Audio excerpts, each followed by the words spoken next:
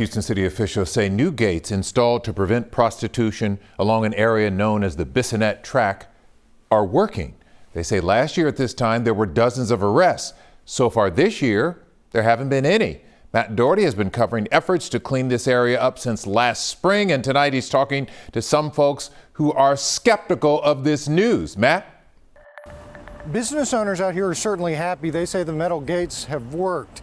The sex trafficking experts say it's only moved the women to other places.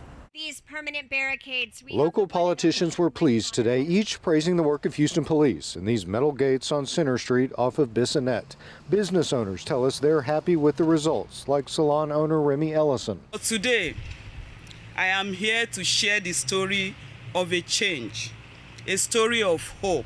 The gates close each night at 10 o'clock. Then they reopen every morning at 5. What it's done, they say, is keep this part of town, commonly called the Track, from being accessible to sex workers and johns as it had for so many years in the past. There's nobody out here to arrest, which is what we want. For the first 2 months of 2023, HPD Commander Hardy says 41 prostitution-related arrests were made here in the Bissonnet Triangle. The first 2 months of this year, none. The question now is, where have they gone? If you were familiar with this area prior to the initiative, it was really, really bad out here.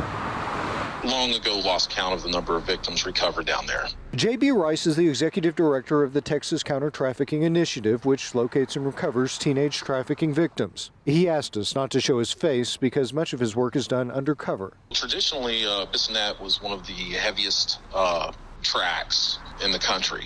On a given Friday, Saturday night, to see 45, 50 girls working that area was not uncommon.